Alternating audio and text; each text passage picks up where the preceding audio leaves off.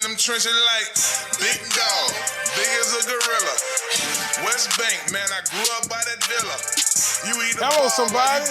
It's another episode of Inside the Trenches. I'm your host, Marlon, Big Favorite. Welcome back. We here live on New Orleans Talk Network, ESPN New Orleans representing. I am so excited. Spring ball's going on. We have NBA basketball revving up. I told y'all the other day I was watching the UFC fight 299 at UPT Social. As a matter of fact, this session right here is brought to you by UPT Social. That's 3218 Magazine Street in New Orleans, Louisiana. Y'all make sure y'all check them out. And remember, we'll be broadcasting live there from 6 to 8 every Monday. But I want to kick this show off and talk about the moves that were made for the New Orleans Saints early on here in on day two for this tampering period. The Saints went along and signed linebacker Willie Gay per Christine Terrell from ESPN. It's a one-year contract. It was funny because when the announcement was made, he went along and put up, and he said, "Let's do it." And he was hitting the young boy. He put the meme of young boy doing this "Let's do it" dance on his Twitter. I love the energy. I love what he brings to the New Orleans Saints from the fountain of youth. What he brings to the New Orleans Saints from being an athletic linebacker. Last year, he had 44 solo tackles. He did force a fumble. He had 1 sack and 1 interception. So you can say that statistically he was solid for the most part. I think what you do see is this is a former teammate of Tyron. They drafted him in the second round in 2020 out of Mississippi State, an SEC player. He's used to going against top competition. You see when he did have his 1 interception, showed his vertical. I like it. And this is a situation where you don't have Zach Brown on your roster anymore. You do need an athletic linebacker that could come in and almost be that linebacker with the safety type build, and he does bring that in his game. Over the years, since being in the league, he did win a Super Bowl championship. It went to the AFC playoffs, went to the AFC wild card round. He's a kid. Now that when you look at this linebacking core shape up for New Orleans, you have a Demario Davis, you have Pete Warner. When Pete's healthy, we know he's one of the top leading tacklers in the league. So now that second level for New Orleans is showing up. This is an area I had concern with because you didn't have that athletic linebacker back there outside of Demario. And I do think Pete Warner's one heck of a linebacker, but his game is a bit different. Being on an aggressive Kansas City defense, this Kansas City defense carried the offense a lot this year. We know early on to mid-season, Kansas City struggled in this area. They struggled in this area with not having a receiving core, losing Tyreek Hill to Miami. Patrick Mahomes eventually got it together. I mean, he still had Travis Kelce, but they needed their defense to play exceptionally well. Cam is excited about this. Just the New Orleans community as well. Former teammate of Tyrann Mathieu, as I mentioned. The Saints also restructured Ryan Ramczyk's deal. You may have heard this news already earlier today, or you may be just getting it, but I think this is huge for cash-wise for the Saints. Now they were already right under the cap. Now they're even further under the cap, have a little more cash space, have a couple of defensive tackles come in and work out, defensive ends. Chase Young is coming through and work out. I don't know if a move happens today or later on in the week, but I do think that the Saints may go back on the defensive side of the ball. Now, I had a theory earlier today, and I think my theory might make some sense.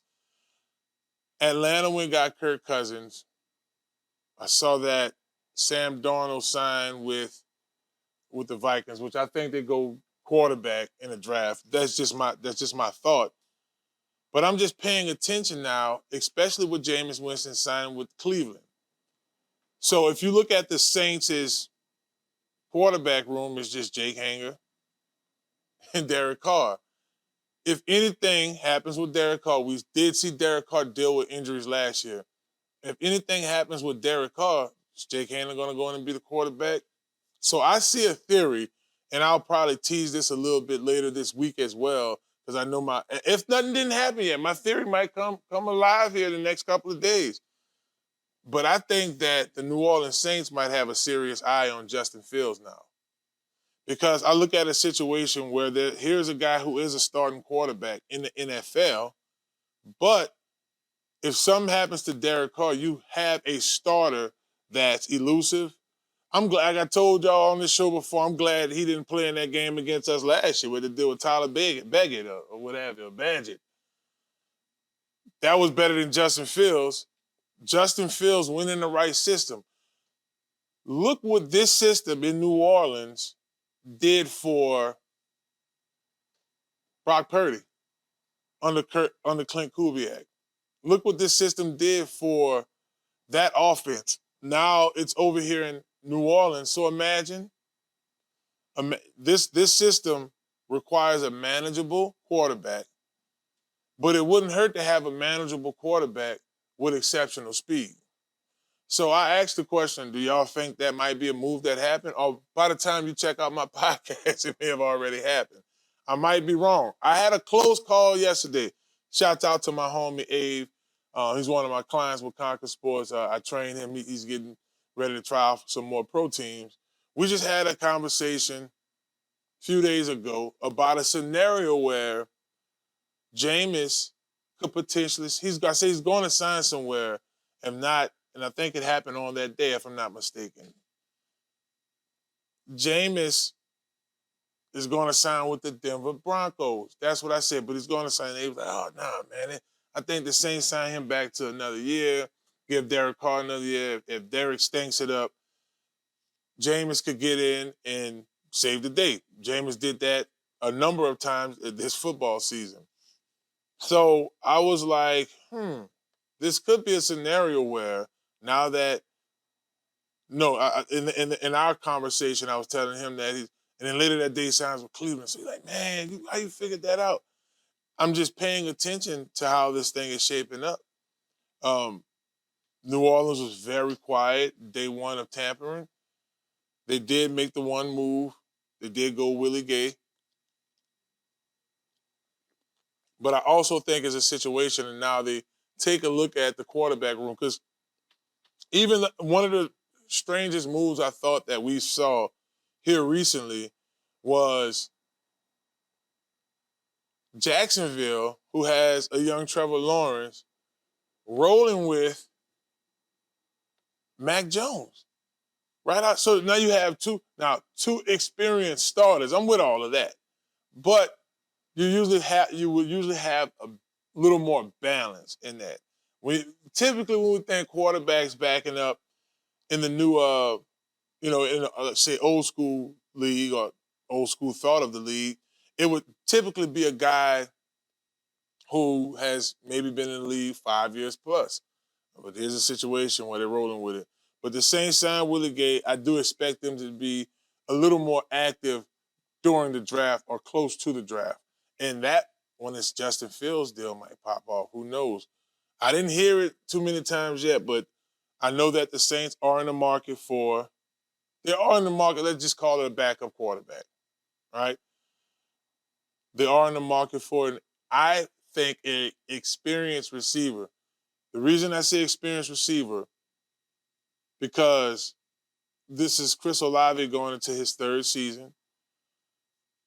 Rashid Shaheed going into his second season. You have a young group of guys. You have experience in a tight end room. Jimmy Graham. You look at Jawan Johnson, Foster Moreau. Those guys have experience at the tight end position, but that receiving core needs more experience. There's been a number of reports saying that the Saints may roll with Hunter Renfrow. Is that the best move? I don't think it's the best move in terms of bringing in talented receivers to be quite honest with you, I would rather go Odell Beckham Jr. before Hunter Renfrow. That's just my opinion, but it's not about me. When it comes to the Saints, it's really about Derek Carr. Who is the better fit for Derek Carr? Who will put Derek Carr in a better position to be successful? And that's why I understand the chemistry there, because now you'll have three Raiders. You'll have Derek Carr, you'll have Hunter Renfrow, and you'll have Foster Moreau. You look at those three guys, were they successful together in Oakland? Nah, that definitely wasn't the case. But it is a scenario where under an offense like this, under Clint Kubiak's offense, this group may perform better.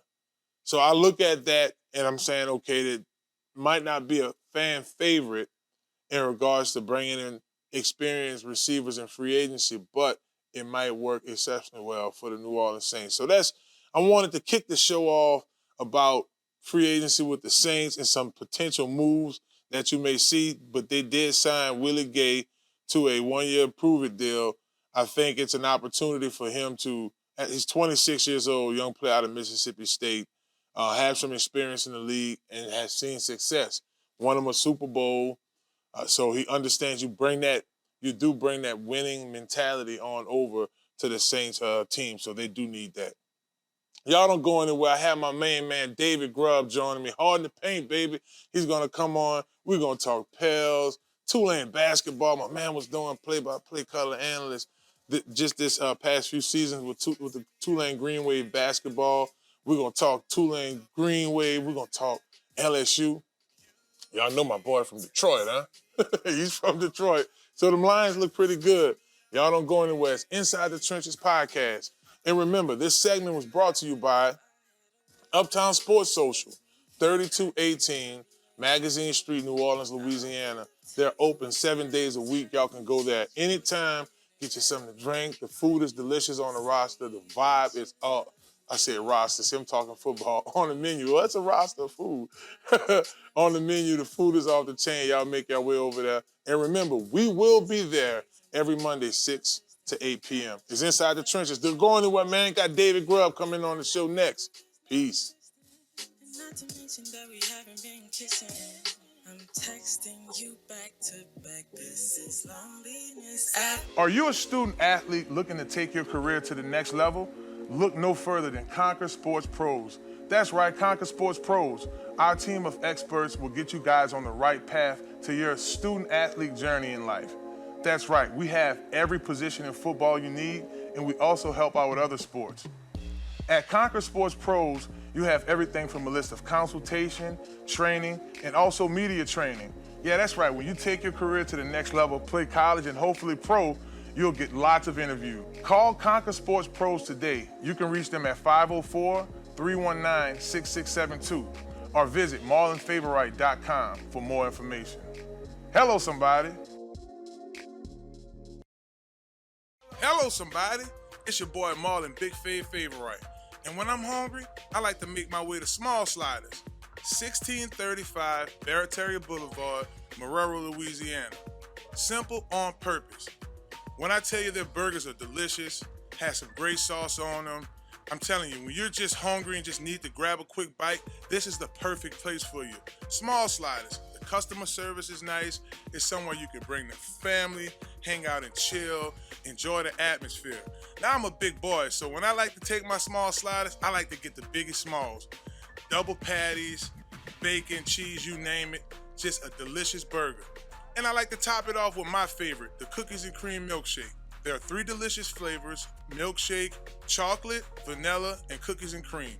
Small Sliders. Simple on purpose. Y'all come on and slide through, baby.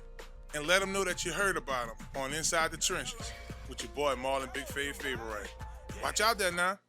Well, hello, it's Marlon Big Fave Favorite with Inside the Trenches podcast. Are you looking for a brand new car? Or you're tired of what you're driving around in? Or you just need wheels? Well, if that's the case, you need to visit Montero Motors, 1512 North Causeway, Metairie, Louisiana. At Montero Motors, our buddy Alberto will get you in a vehicle that fits you that day with no problem. They have vehicles that are pre-owned. You can do a trade-in that day and ride off in something that day.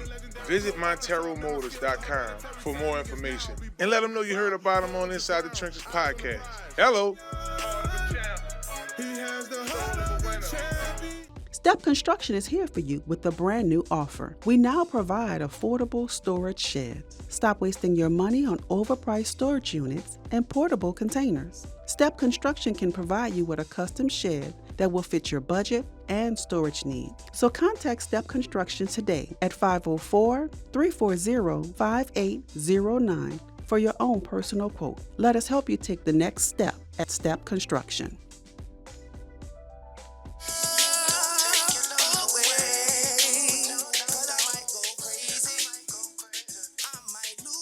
Through it. Want to take this time to thank our sponsor for this segment, Small Sliders, 1635 Barataria Boulevard in Marrero. Talk to me now. My brother, when I tell you this, my next guest has been rolling and rocking with me in this broadcast world now for a few years now. He has his podcast, Hard in the Paint. You can check him out on WBOK Radio.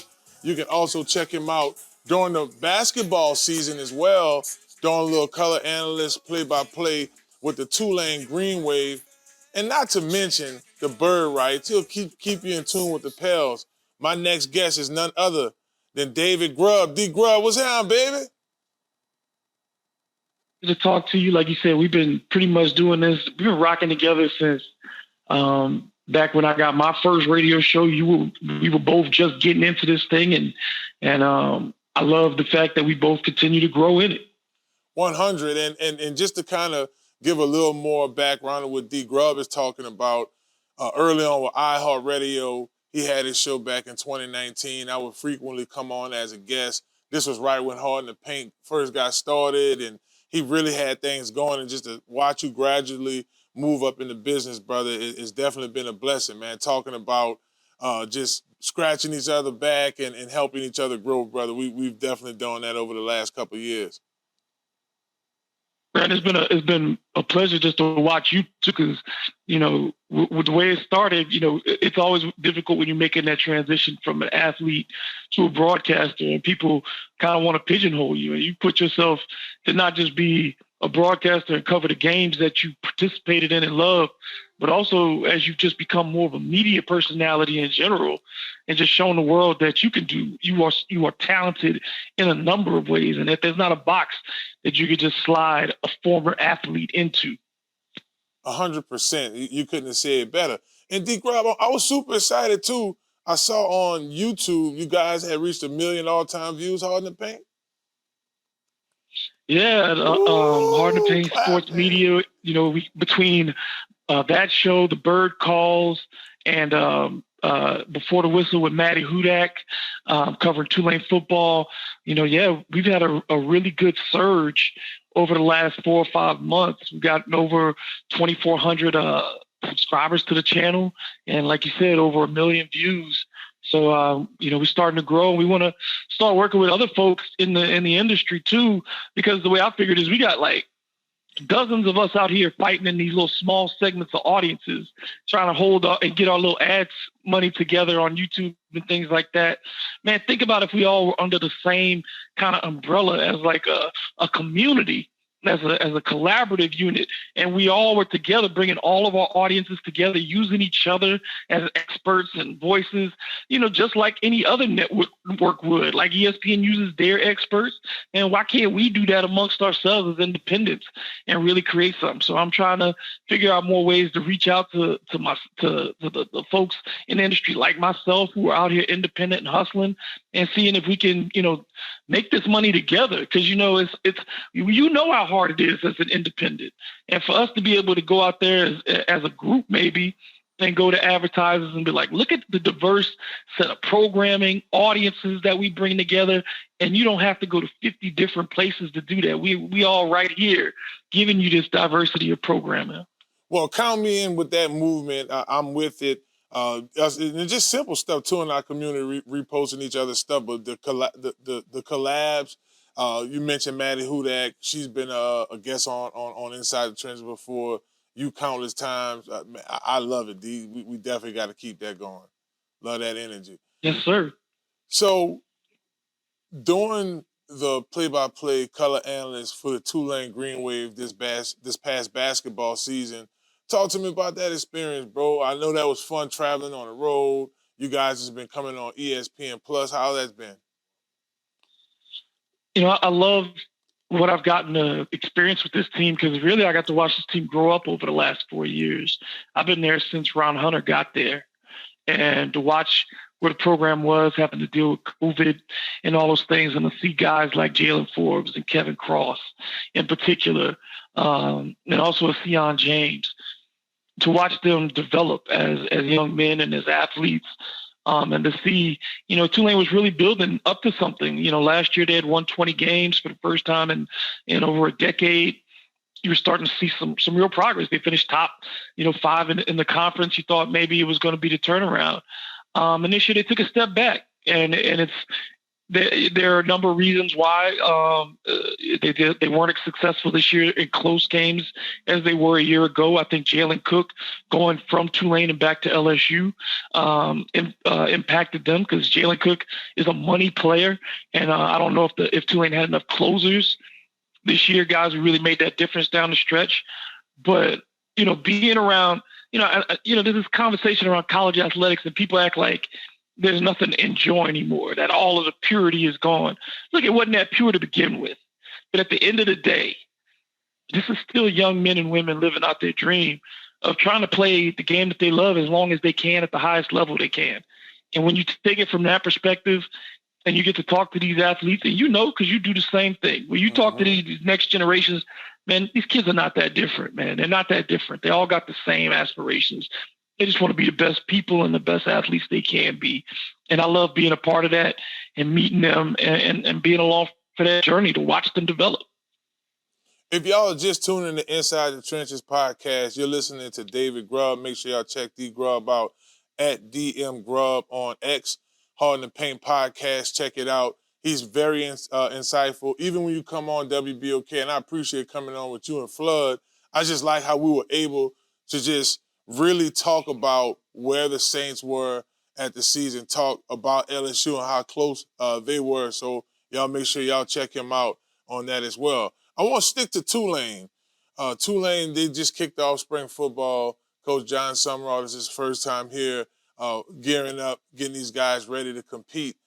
What do you think about Tulane's football team? We're so close last year to being great. Coach Fitz leaves, that staff leaves. Coach John brings in his guys. One of my good buddies is Brock Hayes. Talk to us about Tulane football. Yeah, I mean, last year they were still so close to getting right, being in a New Year's Six bowl. That loss of SMU in the American Athletic Conference Championship game, derailed those hopes. But even with all the things that they dealt with last year, whether it be Michael Pratt not being at 100%, not really having the explosive wide receivers that they thought they might have on the outside, and then the whole thing of knowing that your coach is being pursued by other people all year long. And you know what that's like. You know what it's like to be around coaching changeovers and see those things happen. And just, there's an impact. You can't help it. And just to watch the way Tulane acted so decisively, both in getting a new athletic director in place and getting the kind of coach that they wanted, a guy who understood the area, who understood coaching at this level and what it means and the kind of passion you have to have for it. And you're hitting right at the right time where Tulane is making these investments in practice facilities in Ullman Stadium, upgraded their turf last season. They continue to make it a more football-friendly environment, which is important for recruits. They've made Tulane football cool. And I don't remember the last time. I think for us in New Orleans, if you're a kid growing up in New Orleans, there's only been 2 times in your life that Tulane football was cool. That was the undefeated year with Sean King. They had a lot of kids from New Orleans on that team. And then you could go back to the years when it was Terrence Jones and Mark Zeno in the 80s, when that was, everybody wanted to be, every kid I knew who played football wanted to be Terrence Jones when they played quarterback. So you got to go way back to have that kind of excitement. But now Tulane is in a position where among group of 5 schools, you still have to figure them as one of the favorites to make the playoff now that it's a 12-team playoff. And they're in a really good position. If you're not in the Big Ten or the SEC, I think Tulane is in a great position because they're going to be wanted in one way or another by conferences if they continue to perform well. And then on the other hand, if they don't get asked, you're really well positioned amongst mid-majors because you got a city now, you got a young, energetic coach that's behind you, you've got a fan base that's growing, you've got these cool uniforms, which you know how that stuff takes off in college sports. And then I think they have a rededication to a style of football that's going to work. I think they're going to be physical. I think they're going to play defense. And I think they're going to run the ball hard. And then you add in maybe the highest rated quarterback you've ever recruited. And getting this transfer from Oregon and Ty Thompson, I think it could be a really interesting season for Tulane. I think it can be too, and schematically things change. You go to more of a 4-down lineman, 2 All linebacker, participants are muted. 5. You have a 5 defensive back system with a safety. They were able to do good in the transfer portal, able to get Preston over from Alabama. They were also able to just last year, and this is just Tulane in general, the type of season Mike Prack had and where Mike Prack is right now in regards to quarterbacks in the NFL's kids could potentially go as early as 2nd round or as late as 5th round, has a high grade. So you're going to continue, to your point, guys like Kai Harden that came in through the transfer portal. We have guys there that we train at Concord Sports. We have Harold Lawson, in addition to Adonis Furlow, who's going into his next season. So I think coach is going to give him an opportunity to do exceptionally well. So I am excited about them. And D. Grubber, I want to talk to you about the Pels. Over the last couple of months, it's been extremely exciting to see these guys perform at the level that they have the chemistry that they have. B.I. is playing at an all-pro level. Zion has slimmed down, playing much quicker, a lot more valuable to the team in where they can maybe stretch this thing deep into the playoffs. You cover the Pels for a while. You've seen them through their rough years to where they're at now. What's your thoughts on the Pels moving forward as we approach the playoffs? Well, for this season, my thing on the Pelicans is the easiest way for me to say it is I think on any given night, they are as good as any team in the league. In a series is where matchups are going to be very important because they do have weaknesses that you can exploit. Like you said, 1 through 6, the Pelicans have 5. All 6 of those guys are capable of giving you 20 points. You take whether you start with Zion, B.I., CJ, Herb, Jonas, and Trey Murphy. Every one of them is capable of giving you 20 points on any given night, depending on the opponent and how many shots they get. So that right there gives you a really good advantage because there aren't a lot of teams that can say that. This is also a top 5 defensive team in the league, and that has really been spearheaded by Herb Jones, who I think we all know not on Herb at this point, and Herb should be, if not a first-team All-NBA defender, maybe the Defensive Player of the Year. This team, the one weakness it has is that it's not very tall. It's got length on the wings, but up front is where it struggles. Behind Jonas, you don't have a real center. You have Larry Nance at 6'7". You play Zion there at center sometimes in some really small lineups. He's 6'6". And you got Cody Zeller, who tries really hard, but is not what you would call a rim protector. So I think that, against teams that have a lot of length, we've seen this year that they've had some struggles. The other position that they don't really have a great grip on is that point guard spot. Is CJ McCollum's a combo guard. Brandon Ingram can handle the ball, and of course we've seen him rack up some big assist numbers, but he's still primarily, you want him to be thinking about scoring. The same with Zion. You could score off with Zion because he draws so much attention, but his primary goal is to score. They struggle sometimes with those second units. We've seen those quarters where they have lulls offensively because it's hard to figure out who should have the ball. And so those are the kind of things that you do worry about with the Pelicans, but they have a good chance now of being a top 4 seed. If they do, that likely means they play the Clippers in the first round, a team that they match up well against, but also has a lot of experience. So I think it's going to determine, matchups are going to determine how deep they can really go in the playoffs. You'd prefer, honestly, if they could get past the first round, let's say they get out of the first round, you'd rather have Oklahoma City have their number 1 seed than Denver. Because if you're going to play in the second round, who would you rather take on? A young Oklahoma City team making its first real trip into the playoffs? Or would you rather be facing off against the Denver Nuggets, the defending champions? So I think, if the Pelicans get the right draw, I don't think a bid to the conference finals is out of the question. I don't see them as an NBA finals team yet. They have to pay their dues like every other team does. But I think with the right draw, they could go make a really deep run in the playoffs. It starts tonight, though. Tonight will be the 5th time this season they've had a chance to get a 5-game win streak. The 4 other times they missed it. You're at home against the Cavs team. The Cavs team that's probably not going to have Donovan Mitchell. Mm-hmm. There's going to be missing multiple other starters. You got 3 games at home that you can win. You'd like to see the Pelicans build to a 7, 8, 9-game win streak. Get one good extended win streak before you go into the playoffs. And then having those three games, 3 days off too, would help them recover. And their bench have been playing exceptionally well. And you make a good point about the height, because once you start digging into the West, I mean, you look at perimeter shooters. Kevin Durant's tall. Joker's tall down in Denver. I do like the way that SG Alexander's been balling out in OKC. But to your point, they're a younger team, and the Pels is a little more playoff battle tested. Excellent point, D Grub. Lastly, I want to talk to you about your favorite team, your hometown Detroit Lions first, and then get into a little bit of Saints. Boy, Detroit came out of nowhere this year, right? And almost had opportunity to go to the big show. Yeah, I mean, there are not a lot of seasons in my lifetime. I'm 48 years old, and I've seen the Lions win a grand total of 3 playoff games, and 2 of them came this year. So, it was an exceptional season. And, a lot of people criticize Dan Campbell for the way that they lost. I say this, on those 4th down calls, one of them, you probably should have kicked the field goal. But the other one, he called the right play. You called the right play. Your receiver was open. The ball hit him in his hands. He dropped it. There's nothing you can do. I mean, if your coach writes up the right play and you don't execute it, that's not the coach's fault. So, I mean, I think Dan Campbell played that game the way he played every other game for the Lions.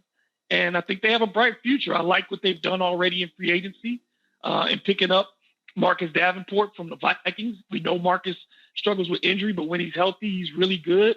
And you get to play opposite Aiden Hutchinson, one of the best young defensive ends in this league. And I like the fact that they brought back their backup running back.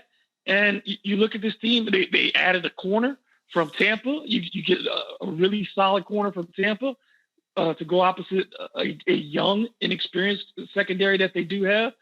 And you got to figure they'll be right back in the mix next season. I think the NFC last year was a 2-team race as we saw it before the year began with just San Francisco and Philly. But now you legitimately have the Lions in that mix. And I think we're going to look at a few other teams by the time free agency is done. We got about 15 seconds here. I'm going to ask you a quick question about the Saints.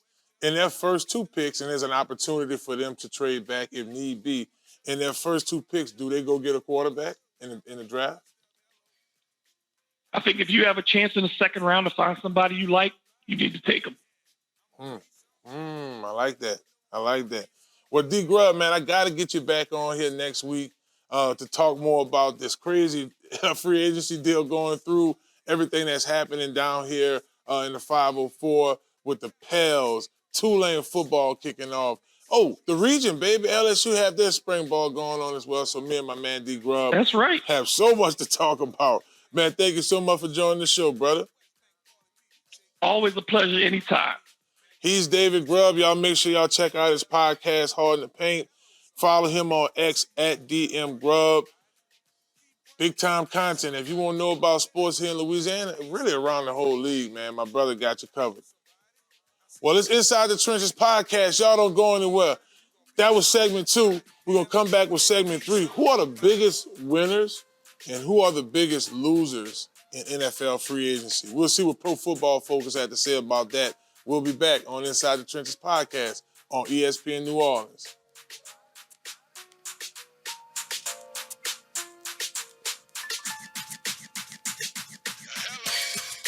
Hello, somebody. Well, hello, it's Marlon Big Favorite with Inside the Trenches podcast. Are you looking for a brand new car? Or you're tired of what you're driving around in? Or you just need wheels? Well, if that's the case, you need to visit Montero Motors, 1512 North Causeway, Metairie, Louisiana. At Montero Motors, our buddy Alberto will get you in a vehicle that fits you that day with no problem. They have vehicles that are pre-owned. You could do a trade-in that day and ride off in something that day. Visit MonteroMotors.com for more information and let them know you heard about them on Inside the Trenches podcast. Hello. Hello, somebody. It's Marlon Big Favorite with Inside the Trenches podcast. Do you need a quick car wash? Well, if that's a yes, you need to visit Crown Car Wash, 1336 Stumpf Boulevard, Gretna, Louisiana, on the West Bank, baby. Crown's the best. You get a spotless wash, nice clean tires, reasonable pricing, and free vacuuming. My favorite part about Crown Car Wash, they open 24/7. That's right, 24 hours a day, 7 days a week. You can visit Crown Car Wash on the West Bank, baby, and let them know you heard about them on Inside the Trenches podcast with Marlon Big Favorite. Watch out there now. It's that boy Fred, host of FanView Podcast. Tune into the NOTN app weekdays, 3:30 for the FanView Podcast. Go to NewOrleansTalkNetwork.com to watch more episodes of FanView Podcast. Don't forget to like, subscribe, and watch. Listen up. Your customers, our listeners, could be hearing about your business right now. Yeah, right now. Don't miss out on the opportunity to advertise with NewOrleansTalkNetwork.com. Call our business department today at 504-475-4793 to hear about our great rates. NewOrleansTalkNetwork.com. We provide the people, you provide the business.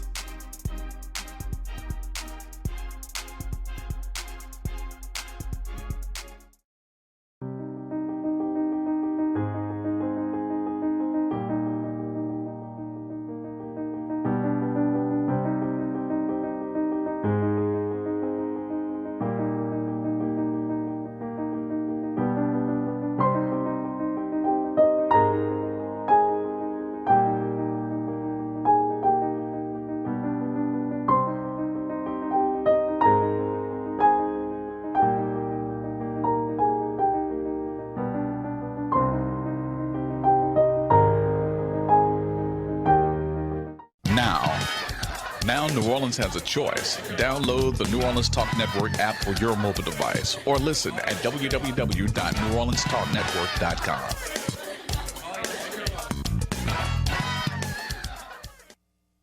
For the radio, from LA to LA to yelling hello, Fade. Big dog, smooth. It's Inside the Trenches podcast. It's your host, Marlon Big Favorite. We're here live in the New Orleans Talk Network studio.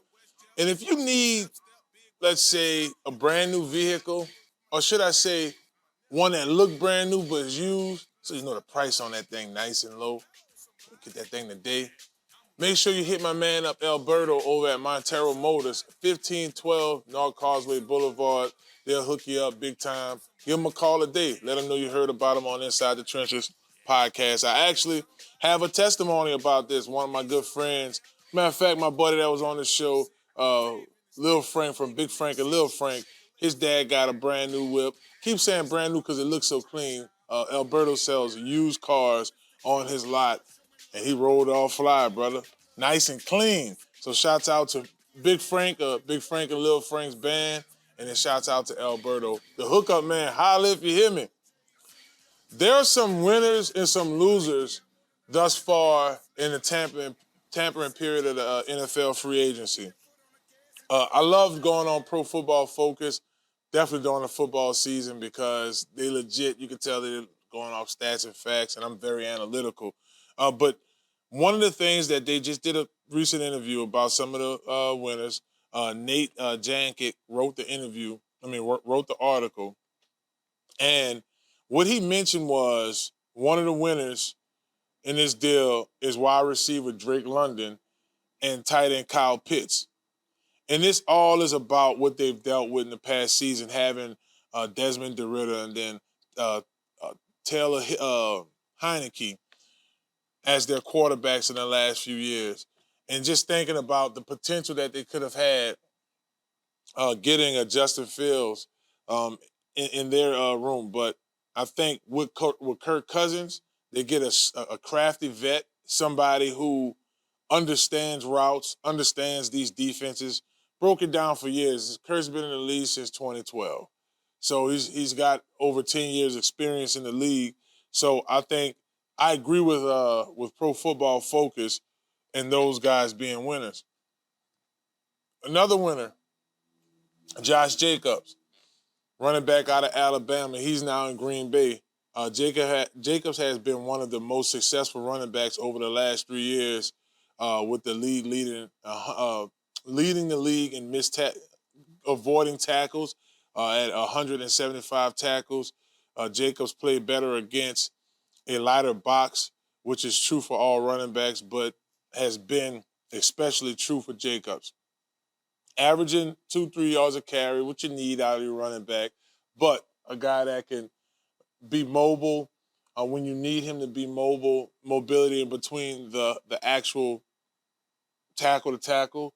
You have a guy that could catch out of the backfield, rack up some yards for you, and is very successful in breaking tackles or avoiding them. So that helps with durability. Terry, the Eagles with Saquon Barkley, they say that's a winner. Pro Football Focus. Barkley is another superstar running back who is in a better situation. Philly is a better situation for Saquon, huh?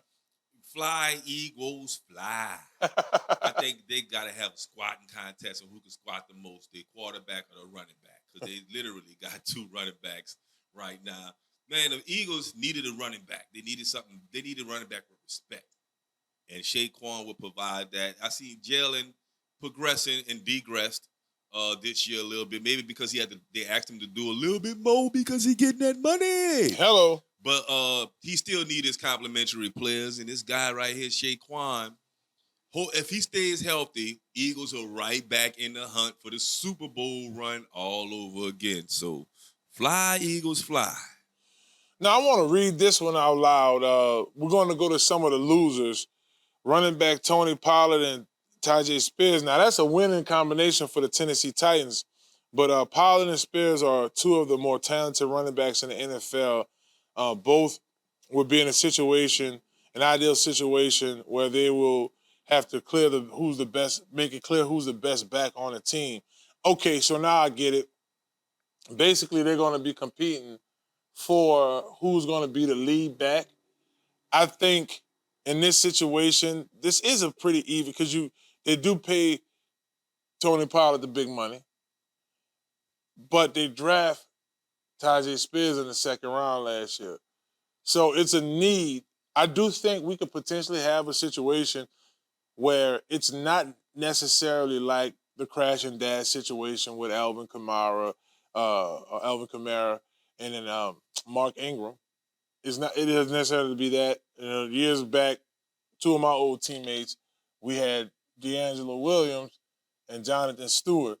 D'Angelo was more of the short, shifty guy that could run in between the tackles, and Jay Stu was a bigger back, more of an Adrian Peterson type size. So I think this is a situation where it does get competitive, but I think they could go 50-50 reps.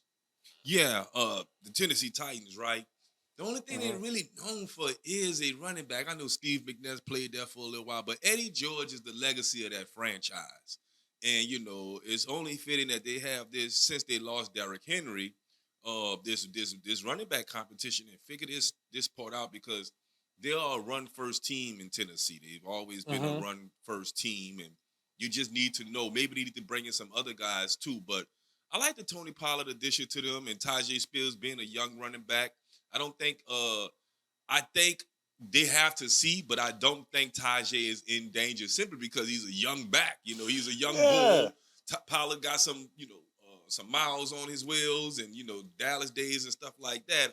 But I think Tony's probably going to end up getting a nod. This will be cool to look at, because and financial. I mean, they just give him a big contract, but I do think they snaps. It might be. A nod's right. Might be a 60-40 deal in terms of splitting the reps. I think Tony will be a little bit stronger in pass protection. Right. Ryan Tannehill because, Well, so Will Levis now. Will Levis, excuse me. Now, Will Levis now, so to protect this, protect him again. A run first team, you need some quarterback protection because most likely they're going to be passing the ball a lot out of either the shotgun or play action. So, we looking forward to see how this all plays out. Even though Tajay Spears is a homegrown kid, he just needs a lot of work in pass protection. We're up against the clock. We'll take a look at two more losers. Khalil Herbert and Rashawn Johnson in Chicago. Yes, that is a situation because one of these guys are essentially going to be cut. One's going to be the backup because they pay a big contract to DeAndre Swift. So I think we look at that. And lastly, I figured this was going to be on here, Justin Fields for Chicago.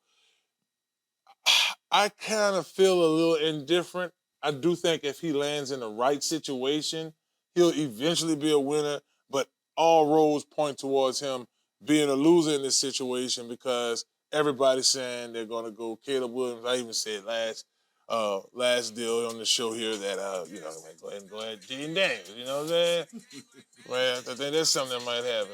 You just never know. You never know with the NFL draft. You never know. You never know. I said that here before Ask a couple Lamar episodes Jackson, ago. you never know. You never know. Well, it's Inside the Trenches podcast. We do know where you can go get one of the best used cars in the city, and that's 1512 North Causeway Boulevard over at Montero Motors. Tell Alberto, Big Fave said to come over here, and he's going to get you right today. It's Inside the Trenches podcast, baby. Don't go nowhere. We got a nice lineup of guests on the show, and we're going to have ourselves an excellent show today. We'll be out. This life so daisy. Thank the Lord for my lady. Thank the Lord for my kids. Young kings of their generation. That's why I go so hard. Multiple streams at one time. That's 3 grinds on. Are you looking for your dream home? Well, if that's the case, you need to contact Joe Picolo at Godwyn Realty, right here in New Orleans. Joe can put you in your dream home right away. Joe Picolo and the folks over at Godwyn Realty put you in the house that you need. Even if you're looking to invest in some property, they'll do an excellent job with that as well. Contact Joe today at 504-251-8341. Again, that phone number is 504-251-8341. And also contact Joel at joel.godwynrealty.com. No need to dream anymore. Godwyn Realty will put you in the dream house of your reality. Hello, somebody.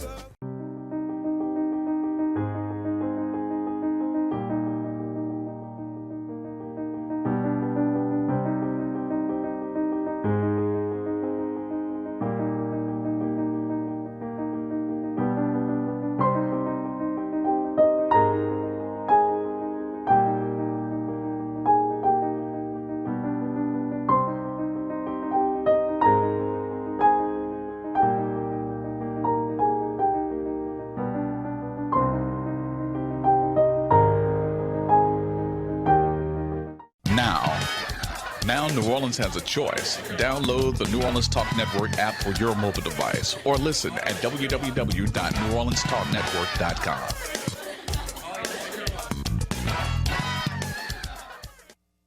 Hello, somebody. It's your boy Marlon, Big Fave Wright. And when I'm hungry, I like to make my way to Small Sliders, 1635 Barataria Boulevard, Marrero, Louisiana. Simple on purpose.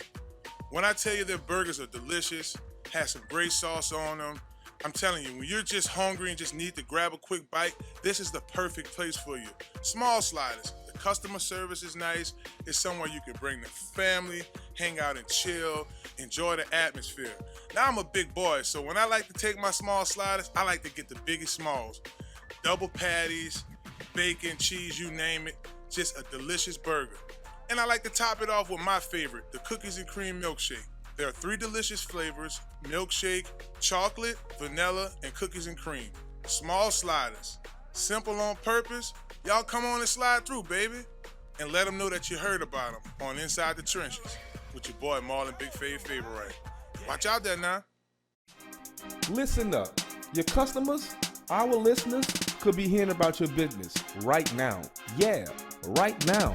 Don't miss out on the opportunity to advertise with NewOrleansTalkNetwork.com.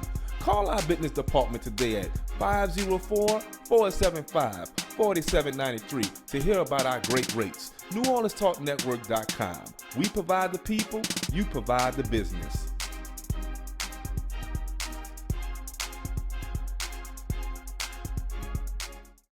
For the Millers, there's really no limits of getting this green.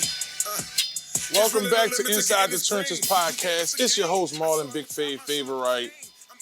And I want to talk about Jayden Daniels in the draft. Right now, we talk about Jayden Daniels a lot on this podcast. We talk about how Jayden not only could get you with his feet, but he also can get you through the air. So I really want to break down the player Jayden Daniels as a whole.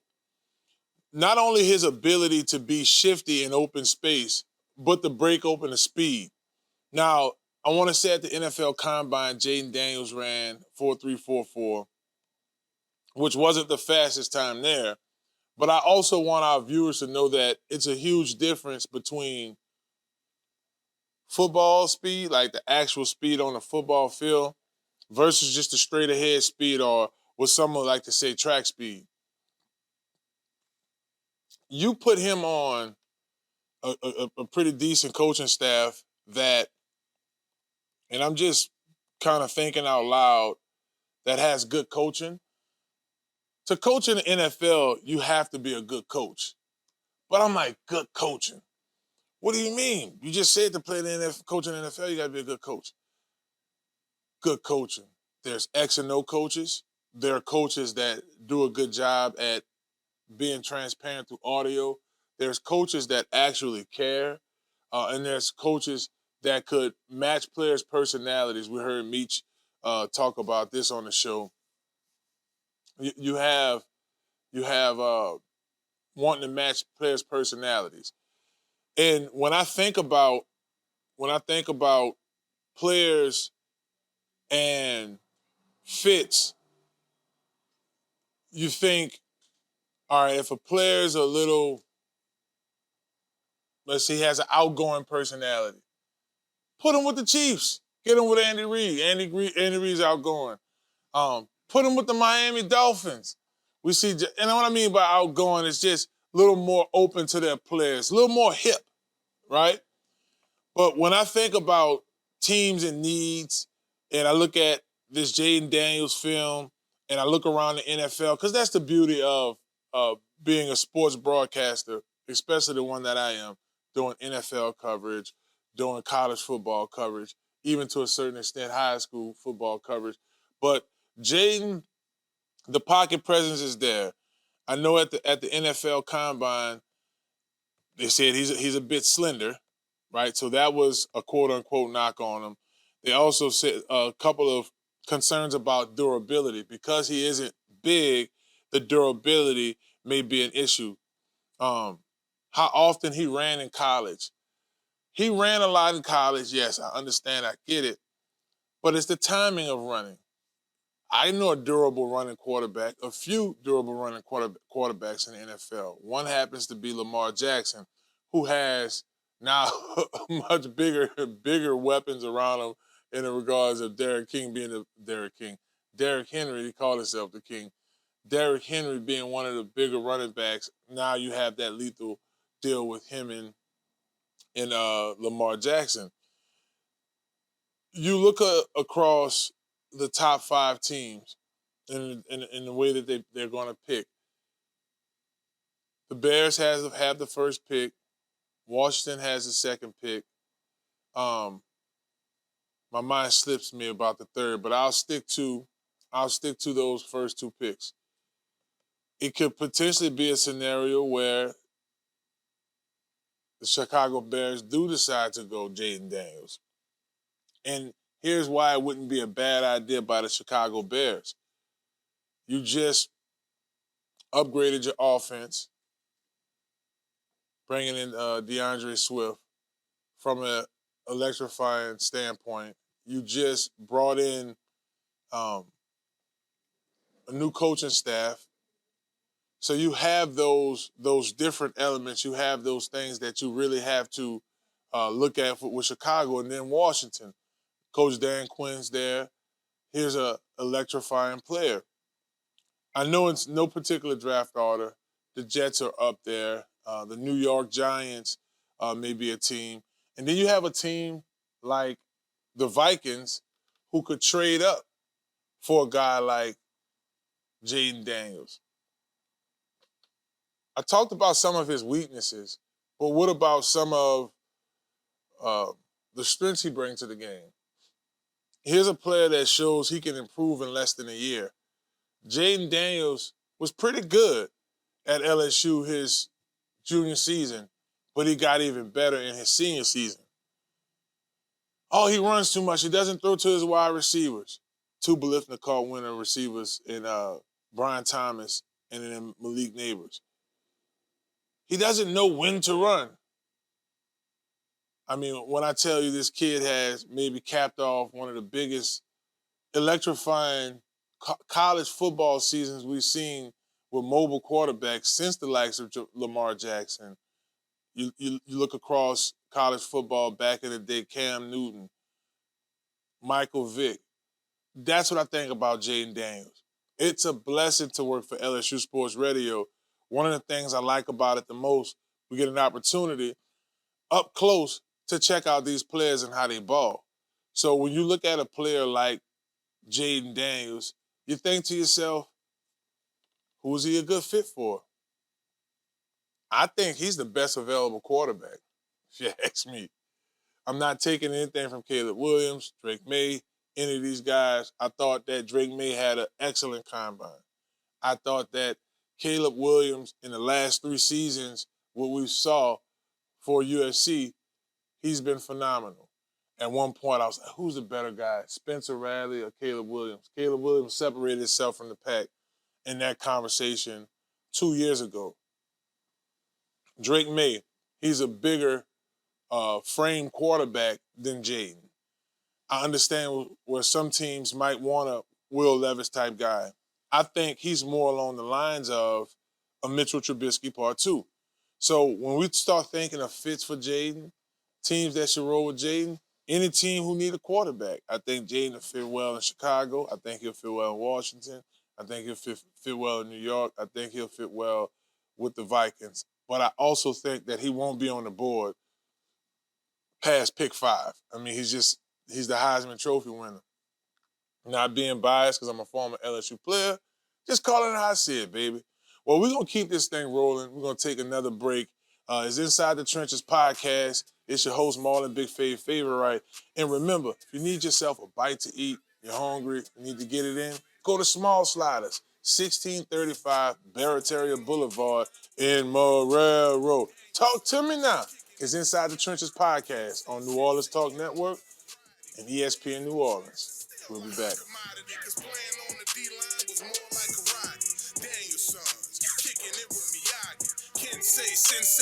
Well, hello, it's Marlon Big Fave Favorite with Inside the Trenches podcast. Are you looking for a brand new car? Or you're tired of what you're driving around in? Or you just need wheels? Well, if that's the case, you need to visit Montero Motors, 1512 North Causeway, Metairie, Louisiana. At Montero Motors, our buddy Alberto will get you in a vehicle that fits you that day with no problem. They have vehicles that are pre-owned. You could do a trade-in that day and ride off in something that day. Visit MonteroMotors.com for more information and let them know you heard about them on Inside the Trenches podcast. Hello. Hello, somebody. It's Marlon Big Fave Favorite with Inside the Trenches podcast. Do you need a quick car wash? Well, if that's a yes, you need to visit Crown Car Wash, 1336 Stumpf Boulevard, Gretna, Louisiana, on the West Bank, baby. Crown's the best. You get a spotless wash, nice clean tires, reasonable pricing, and free vacuuming. My favorite part about Crown Car Wash, they open 24/7. That's right, 24 hours a day, 7 days a week. You can visit Crown Car Wash on the West Bank, baby, and let them know you heard about them on Inside the Trenches podcast with Marlon Big Fave Favorite. Watch out there now. It's that boy Fred, host of FanView Podcast.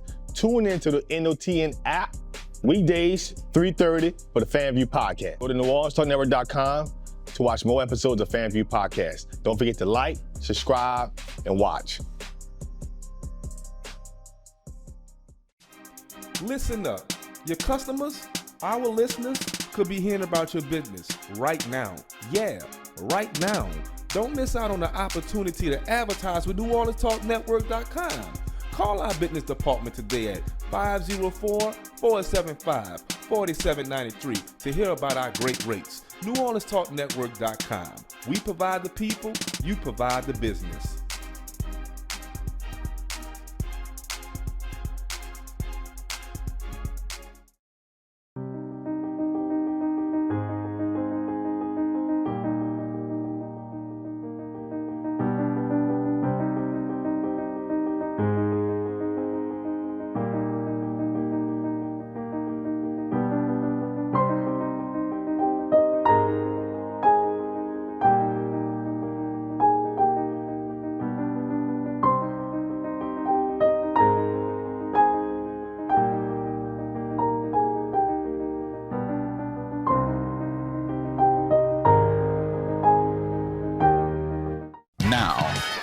Now New Orleans has a choice. Download the New Orleans Talk Network app for your mobile device or listen at www.neworleanstalknetwork.com.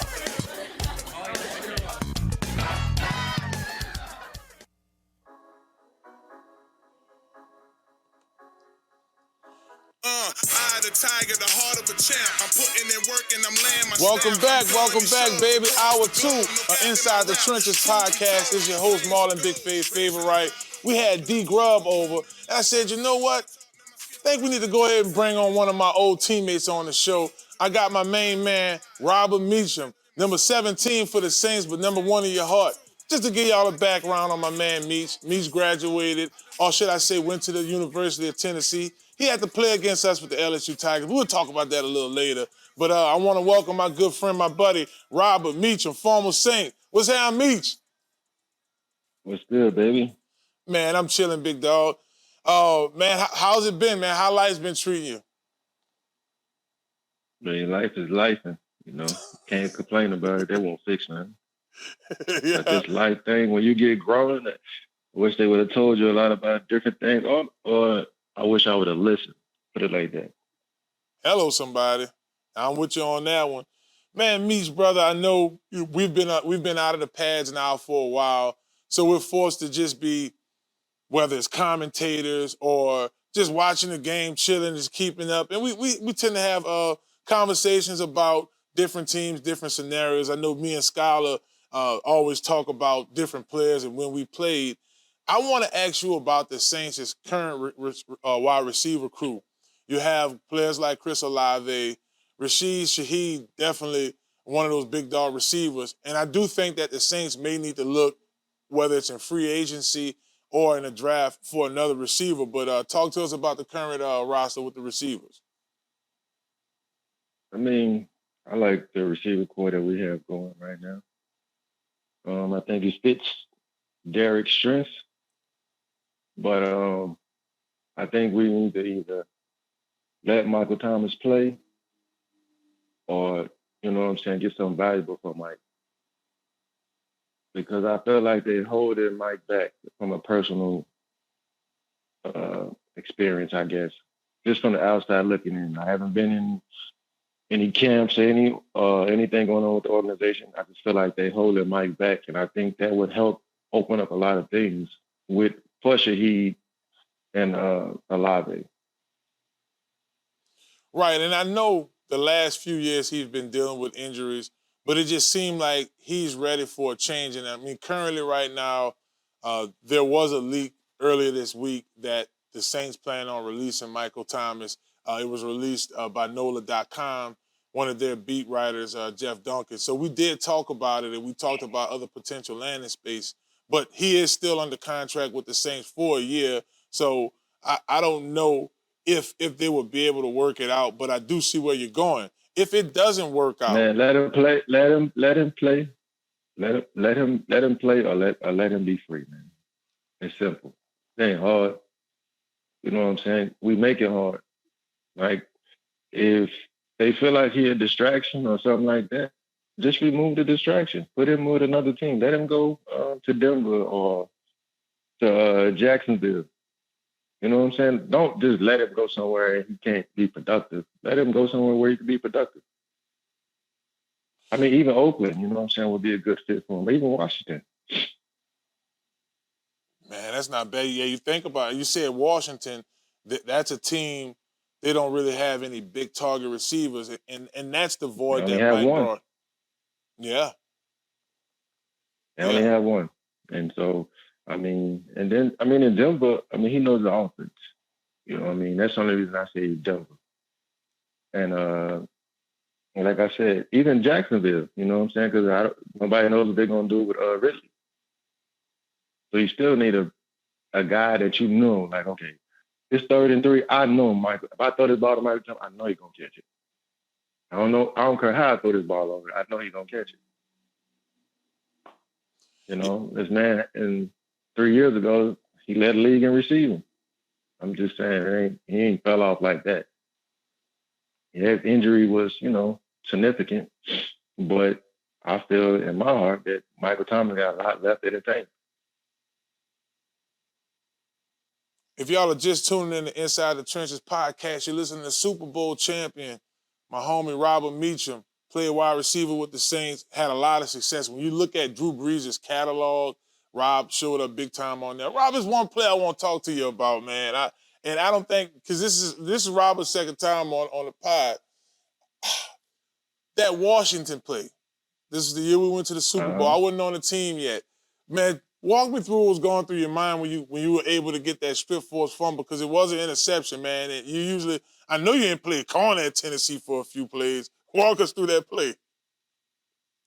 I mean, when you were in little league, middle school, and high school, if you weren't those skill guys, Big Fave, you played both ways. You played the offense line, defense line when you was in high school, when you was in middle school. So, those traits still carry over. I didn't have to play DB at Tennessee, but you notice once you came to the Saints, you know how y'all practice.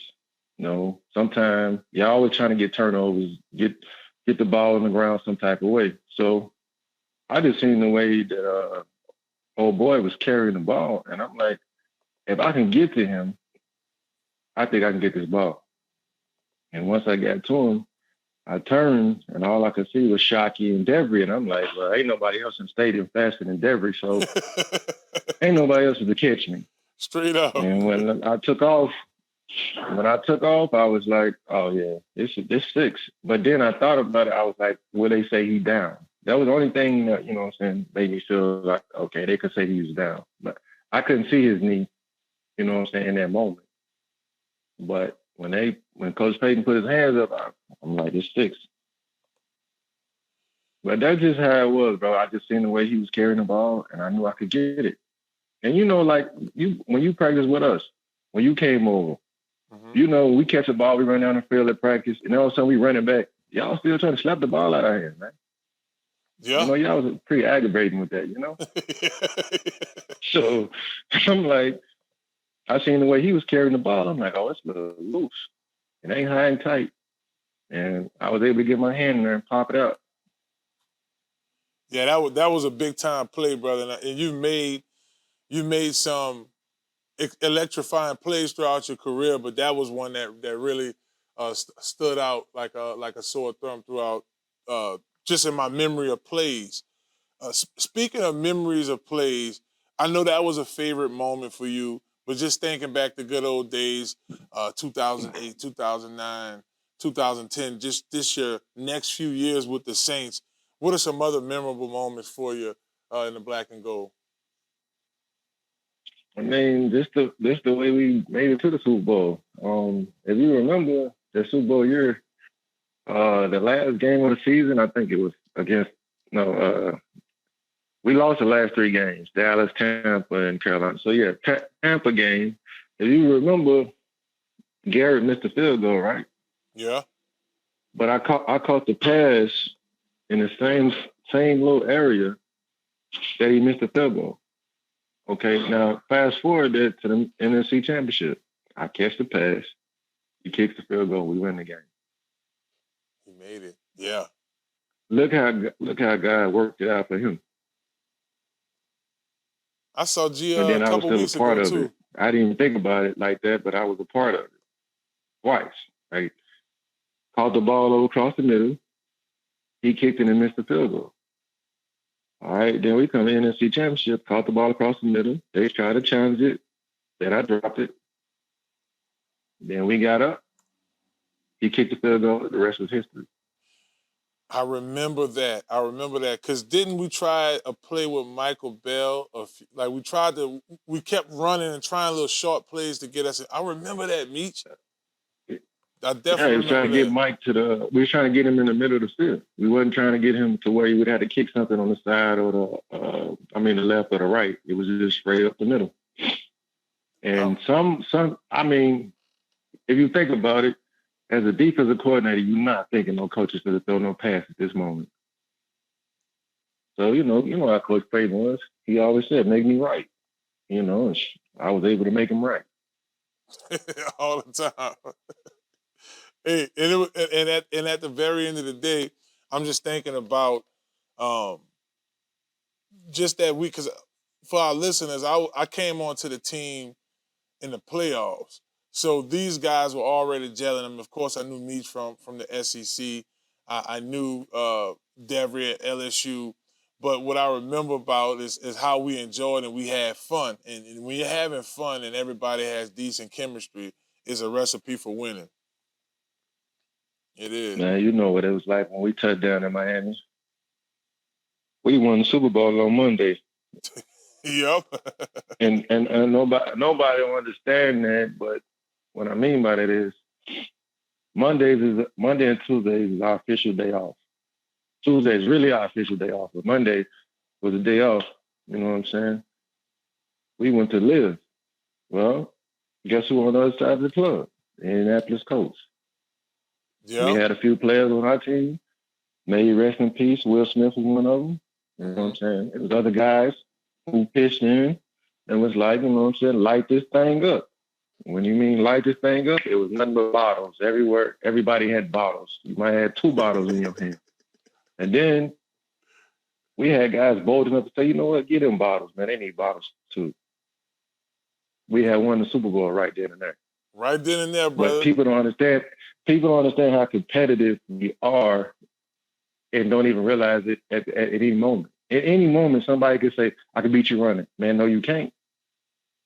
And that's just one of them things. We had beat them on Monday. And then you was there. Every day, all we kept hearing about is Peyton Manning, Peyton this. Mm-hmm. They're going to beat us. We don't have a shot. It was good for us to make it here, but we're not going to win the Super Bowl. That's all we heard all week. But nobody believed in us but our Who Dat fans. That's it. That's it, man. I remember that boy, Anthony Hargrove. They was going to pay him like $7,000 if he can just not talk for 5 periods. Couldn't make it past period 3. It was funny. And when I left, you mentioned Peyton Manning. When I left Meach, 2 teams later, I was with the Colts. And he was like, man, as soon as we got off Peyton was like, as soon as we got off the bus, all you see is fleur-de-lis symbols everywhere. New Orleans, just New Orleans. That is like, y'all won the game when y'all got there. You said that when we got off the plane on Monday, we won. Mindset. Man, you know what it was, son. We was like, it was later for you to come with us, but when you came with us, we embraced you like you was one of us already. Mm-hmm. Most teams don't do that. You know what I'm saying? Like we don't know you. You got to work your way in. You know what I'm saying? Like, nah, this big fave, this is part of New Orleans, man. Come on. And then you came to practice causing havoc. So you got Goody ready. So anything the nose tackle from the coach, nose guard from the coach tried to do, Goody was ready for it. Yep. The simulation team. People don't understand how hard practice squad players can make how easy they can make a game for a starter. Because if you go hard at a starter and make him keep going hard, the game is going to be easy for him. But like these young kids, they don't understand that these days. They don't understand, like, you take a few plays off, you hurting another man. That's true. Man, bro, I wish I had some more time to talk with you. I'm going to get you back on here. When we get closer to the draft, we'll start looking at, man, who the Saints might get. Me and you going to take a little guess and take a stab at who we think they might go ahead and draft. Well, we know they're going to have to get a backup quarterback now. see, Joel like that. You heard that, Joel? That's Robert Meacham. He said that, because he been saying, we're going to get a quarterback, No James, you right. We ain't got no backup, bro. And, I mean, I know y'all got to go, but Card, this past season, he was injury prone. You know what I'm saying? I pray that ain't happen this year, but he was off and on. So whoever our backup is, got to be a person that can come in and play. And you can't force Taysom to be the backup.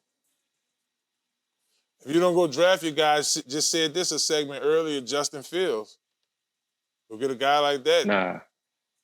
Nah. He won't fit with his personality won't fit in that offense. You make a good point. That's like okay. I know we can't hold y'all, but one more person, C.J. Gardner-Johnson. Why we let him go? Personality. All right. So Justin Fields' personality won't work. Why they want to get rid of Michael Thomas? The eventual personality, the new Mike, the post. Yeah, it ain't got so much to do with the new Mike. It's just the fact that I solidified myself. I earned this. And y'all, you know what I'm saying? Y'all kind of let me play, not let me play, let me play. But then some of it's on him too, you know what I'm saying? I don't know how healthy he really was. I don't know. You know what I'm saying? Because when I had ankle surgery, it took me almost a year and some change to even just feel normal. I was running on it, but it still didn't feel normal. So that scar tissue broke up. Once that scar tissue broke up, then it was like, oh, okay, I'm back to meets now. But before that, it was like, I was iffy on a lot of stuff. So at times I see Mike, he was kind of iffy on some routes. Mm-hmm. Like overdoing something because he's, you know what I'm saying, compensating for something else that's hurting. And then, you know, I think he might have tried to come back too early too. I think he was feeling the pressure to come back early too. Go ahead, what you about to say? No, I agree with you on that one. I think that he felt pressure to come back because he was making plays, he was being Mike, but to your point, and it's funny you dealt with a similar injury as a receiver, y'all coming out those breaks is difficult. Yeah, to me, he wasn't fluid. And that's where I say Coach Payton helped me at. He knew, okay, Meach's left ankle was messed up. So I'm not going to make him cut a certain way. I'm going to make him have to do all his cuts off his right foot. But at times, I would be on the right side of the field, so I would have to cut off my right foot instead of cutting off my left.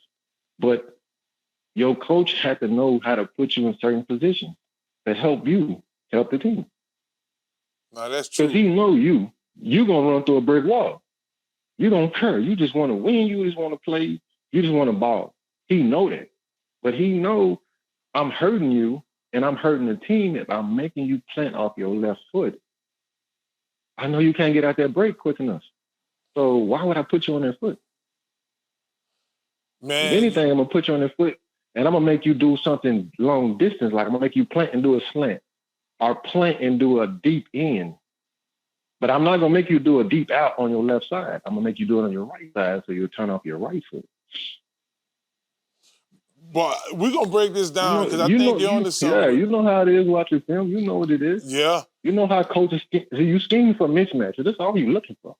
Yeah, and they scouted you. You would be a player that's on the team 2 or 3 years, so they know something's not right.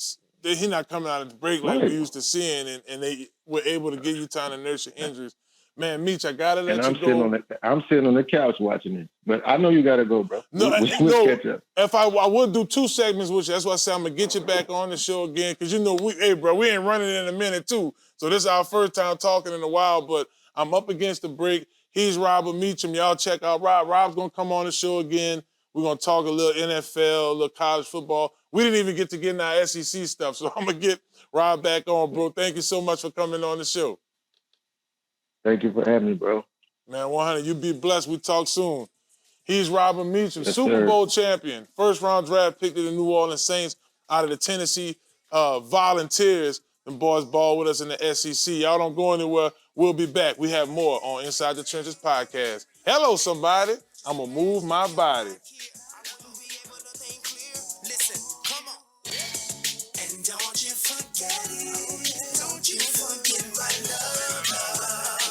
Well, hello, it's Marlon Big Fave Wright with Inside the Trenches podcast. Are you looking for a brand new car? Or you're tired of what you're driving around in? Or you just need wheels? Well, if that's the case, you need to visit Montero Motors, 1512 North Causeway, Metairie, Louisiana. At Montero Motors, our buddy Alberto will get you in a vehicle that fits you that day with no problem. They have vehicles that are pre-owned. You could do a trade-in that day and ride off in something that day. Visit MonteroMotors.com for more information and let them know you heard about them on Inside the Trenches podcast. Hello. Hello, somebody. It's Marlon Big Fave Wright with Inside the Trenches podcast. Do you need a quick car wash? Well, if that's a yes, you need to visit Crown Car Wash, 1336 Stumpf Boulevard, Gretna, Louisiana, on the West Bank, baby. Crown's the best. You get a spotless wash, nice clean tires, reasonable pricing, and free vacuuming. My favorite part about Crown Car Wash, they open 24/7. That's right, 24 hours a day, 7 days a week. You can visit Crown Car Wash on the West Bank, baby, and let them know you heard about them on Inside the Trenches podcast with Marlon Big Fave Wright. Watch out there now. It's that boy Fred, host of FanView Podcast. Tune into the NOTN app weekdays, 3:30 for the FanView Podcast. Go to NewOrleansTalkNetwork.com to watch more episodes of FanView Podcast. Don't forget to like, subscribe, and watch. Listen up. Your customers, our listeners, could be hearing about your business right now. Yeah, right now. Don't miss out on the opportunity to advertise with NewOrleansTalkNetwork.com. Call our business department today at 504-475-4793 to hear about our great rates. NewOrleansTalkNetwork.com. We provide the people, you provide the business.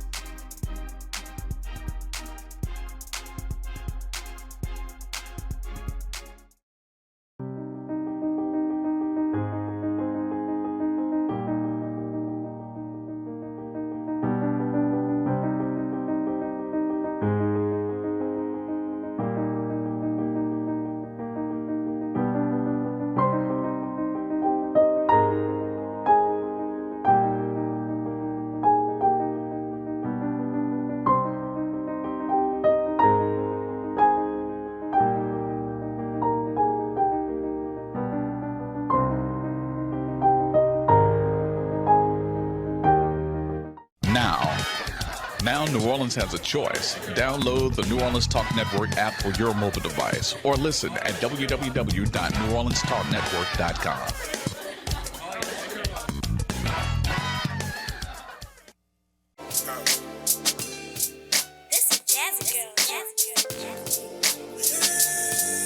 It's Inside the Trenches podcast, baby, and we rolling. Shouts out to my man Robert Meacham. I want to thank him for coming on the show. Check Rob out. He's going to come on the show a couple of times, join us, talk a little Saints, NFL, SEC. Man, you know we love the sport, definitely. And this segment is brought to you guys by Crown Car Wash. You can go to Crown Car Wash, 1336 Stumpf Boulevard and Gretna Boulevard on Stumpf Boulevard in Gretna, Louisiana. It is near Gretna Boulevard, by the way. Across from the Home Depot. You can't miss it. It's the big purple building. They're open 24 hours a day. Nice, affordable wash. Lead a lot clean. So, the Saints, me and Meech was just kind of talking about the direction that they should go. Obviously, we know the Michael Thomas situation. You have a couple of new additions on board. So we really wanted to be able to not only look at the direction that Saints are taking in free agency, what we see, but how they're going to utilize their draft picks. Before we get to how they're going to utilize it, let's see what they have. After this adjustment here with the Saints on the after this adjustment, here what it is, the Saints' 2024 draft picture look. First round pick 14. I'm still a little up in air about pick 14. I do believe that, especially after what we've seen here in free agency, that the Saints might try to look a different direction with that pick. Maybe trade it back for a quarterback. You heard Meach mention quarterback. Joel always talk about quarterback as well. Or you can go and get an offensive lineman, best available. That first-round pick may end up being a best available pick. Best available at 14. Best available quarterback at 45. When you look across at the New Orleans Saints' need, defensive end is a must. Well, they're looking at some workouts, some guys coming in free agency, so that might not be that big as free agency progresses. Left guard is a must. They do need to look at adding some reliability to the offensive line. Let's go on a limb. They just restructured Ryan Ramczak's contract, so they get a little extra cash. That's your tackle. Cesar Ruiz is your first-round draft pick a few years ago. He's your experienced guy now. He's got some playing time, years starting in the league. He's your guard. One of the top centers in the league in Eric McCoy. He's your center. I'm still thinking about who's that left guard. They don't have a lot vested in James Hurst. Do you want to move Trevor Penning on the inside and draft you a tackle, or do you want to keep him on the outside because you spend tons of time analyzing this kid throughout the draft? It's something you felt about him that you're like, do they go in that deal? And then you'll have a void at the guard. So I see why that particular deal is a must. And I'm just looking at the Saints Wire, .usatoday.com, just some needs on the team and the direction that we may feel the Saints may go for the draft. So do they go best available offensive tackle? Do they have their eye on the guy? I know we talk about J.C. Latham a lot. If he's still there at 14, do you go get that guy? Do you get best available player? If there is a Jared Verse there for defensive end, or if there is a Bolton there from tight end from the Georgia, you go that direction. So you have to look at it from that perspective as well. And then you start to think about the draft order you have and some capital. And I look at that second-round pick that they got from Denver. Do you trade back, get some more picks, and try to get 2 picks in the second round? Because I do think that this year we will see a lot of available quarterback. I mean, my guy from Tulane, Michael Pratt, he might still be sitting there. We had Coach Dave on the show earlier this week.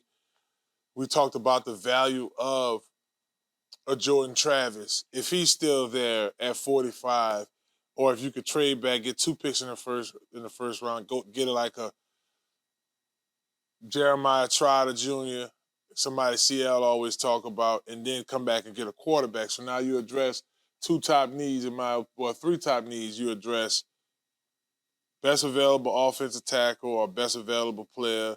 You need a DN, you need an OT. You go get best available quarterback. This class is loaded with good quarterbacks. I think you see Caleb Williams fall off the board early. You see Jaden Daniels fall off the board. Drake may fall off the board. Michael Penix Jr. fall off the board.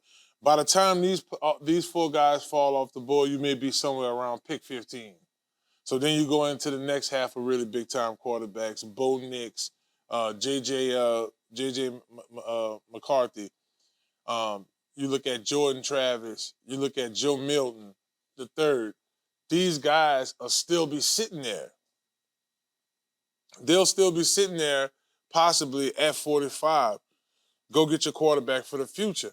That's if my theory doesn't stand up. That's going after Justin Fields and free. I'm just saying. I mean, you could go draft a superstar. He could learn from a Derek Carr. Derek Carr's been in the league a while now. And then, you just kind of let that play out the next. Because it's not a day one starter that they're going to get. That's why if something crazy happened where one of these top-tier quarterbacks fall at 14, it would make sense. But, outside of that, I don't think it would make a lot of sense to go that direction. If you're just tuning into Inside the Trenches podcast, I'm your host, Marlon Big Fave Wright. We're just sitting here talking Saints mock draft. I'm just looking at needs, looking at picks. So you guys know the draft capital that the Saints have. They have number 14, which is first round. Second round, they have pick 45. They have 4 fifth-round picks, 150, 168, 170, 175. They also have 2 sixth-round picks, which is 190, and they have 199. They got that via Philadelphia. And then they have a 7th-round pick, 239 at 239. They got that via Denver. So you have the 2nd round and the 7th-round pick that they got from Denver, which, if you look back, this all ties into the Peyton, Coach Sean Payton deal. I think that the Saints do look at area of needs, offensive tackle, offensive guard, edge rusher, quarterback, wide receiver. Those are the top 5 needs, and I do think in some way they address those needs in the draft. Y'all don't go anywhere, man. This is championship day, baby, here. We had Robert Meacham on the show, Super Bowl champion. I got Gerald Green, world champion, LSU Tiger, track champion. And, man, he's breaking through all kind of other championship barriers, man. We're going to get with my man G. Y'all don't go anywhere. It's Inside the Trenches podcast on New Orleans Talk Network. We here, baby.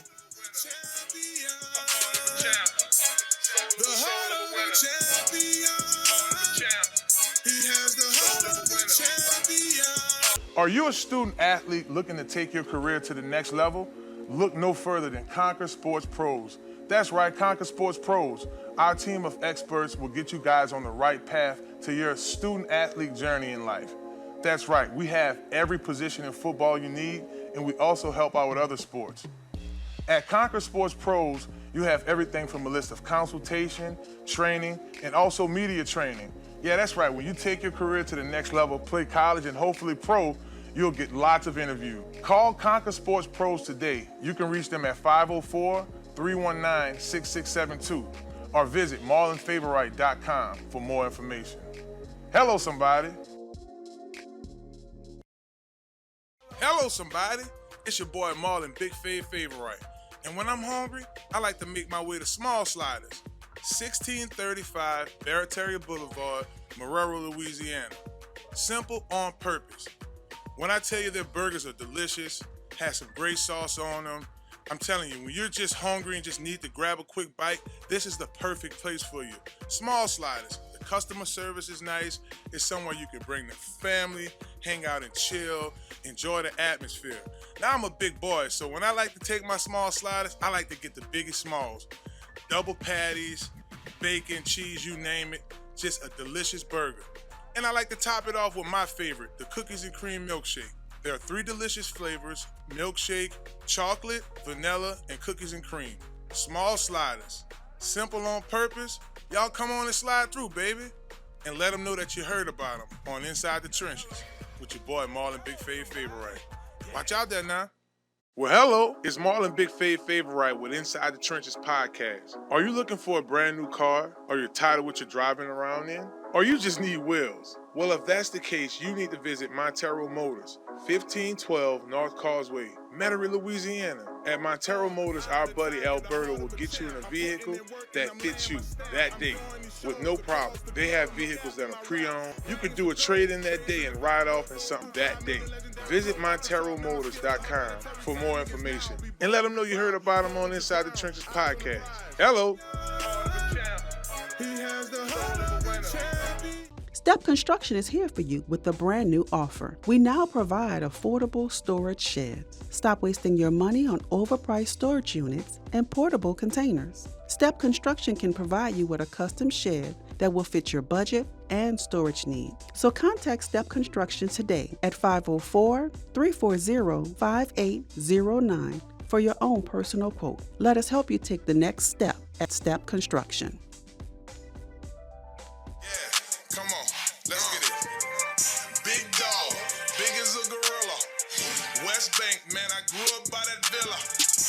Welcome back to Inside the Trenches podcast. It's your host, Marlon Big Favorite.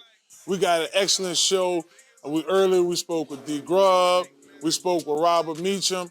Man, I just feel like this is just championship circle right now because I'm joined by another multi-champion track star. I mean, we could get into deadlift, Olympic deadlifts, Olympic running. I'm going to save some of the content for the segment, but my next guest is none other than my main man, Gerald Green. Y'all make sure y'all follow Gerald. Gerard. Gerald is my guy over at UPT. Shouts out to Gerald. But Gerard, Gerald Green at GForce.Green. G, thank you so much for coming on the show, brother.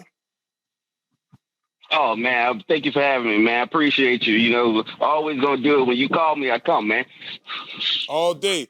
I want to start with what I most recently saw. I was checking out your Instagram the other day, and the United States powerlifting competition.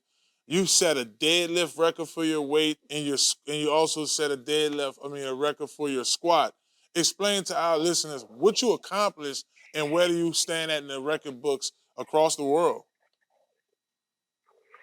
Man, you know, I started deadlifting about 3 years. Well, I started powerlifting about 3 years ago. And, you know, when COVID hit, you know, I'm a bona fide runner, but I had to do something because they shut COVID down. They shut all the you know, tracking meets down. So joined powerlifting. I just took off, man. I won the world championships. I'm a 2-time world champion, 15-time world record holder, 13-time American record holder. You know, I just had one of the highest dots in 181 history at the Arnold this past week.